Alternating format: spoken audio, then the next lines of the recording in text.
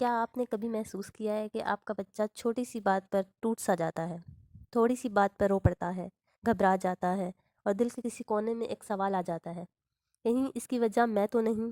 اگر یہ سوال آپ کے دل سے بھی گزرا ہے تو پلیز یہ ویڈیو آخر تک ضرور دیکھیے، کیونکہ آج ہم بات کریں گے 5 ایسی ماں کی عادتوں کی جو بنا جانے بنا چاہے بچوں کو ایموشنلی ویک بنا دیتی ہے۔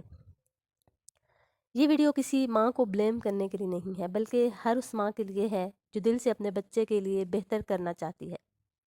آخر میں آپ یہ بھی سیکھیں گی کہ صرف چھوٹی چھوٹی عادتیں بدل کر آپ اپنے بچے کو ایموشنلی اسٹرانگ کیسے بنا سکتی ہیں۔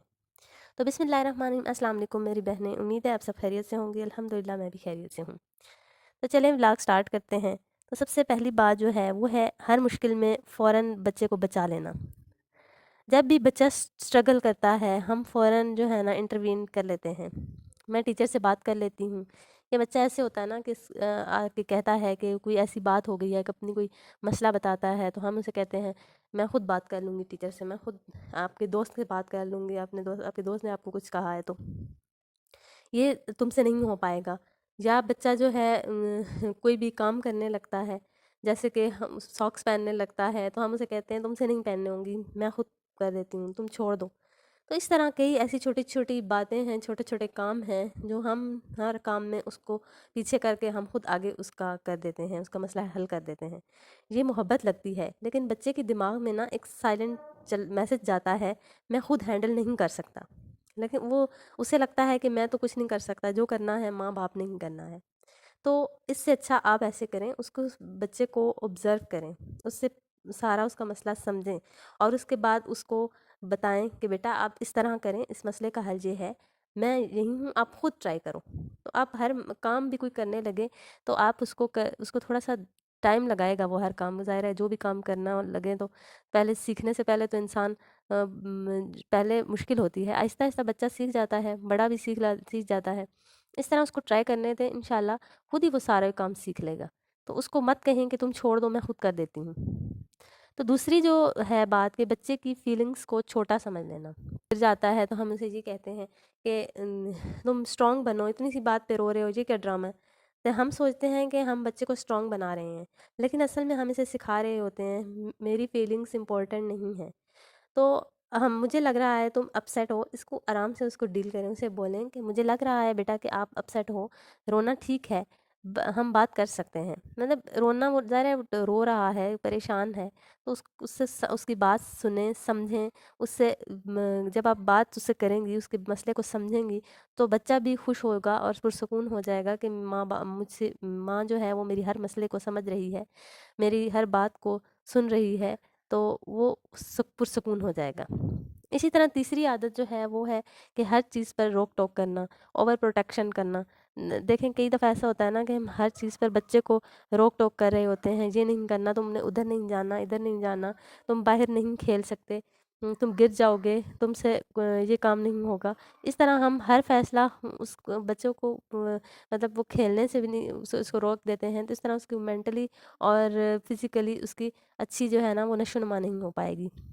جب پروٹیکشن حد سے بڑھ جائے نا تو بچہ دنیا کو خطرناک سمجھنے لگتا ہے، اور خود پہ جو ہے نا وہ ٹرسٹ کھو دیتا ہے۔ عمر کے حساب سے چھوٹے چھوٹے اس کو چوائس دیں کہ بیٹا آپ کو اگر آپ کپڑے پہننے ہیں تو اس پہ اس کو چوائس دیں کہ کون سا ڈریس پہنو گے۔ اسی طرح اس سے پوچھیں کہ ہوم ورک کرو گے یا سنیکس کھاؤ گے پہلے یا کھانا پہلے کھاؤ گے۔ اس طرح اس کو بتائیں کہ آپ کون سا کام پہلے، سائنس پڑھو گے یا انگلش پڑھو گے، سبجیکٹ میں معاملے میں اس سے پوچھیں۔ اس طرح بچہ خود فیصلہ کرتا ہے۔ چوتھا جو ہے وہ ہے کمپیریزن کرنا۔ دیکھیں کئی دفعہ ایسا ہوتا ہے نا کہ ہم لوگ بچوں کو آپس میں کمپیریزن کرتے ہیں، بہن بھائیوں کے درمیان بھی ہم کمپیریزن کر رہے ہوتے ہیں یا دوسرے بچوں کے ساتھ کرتے ہیں۔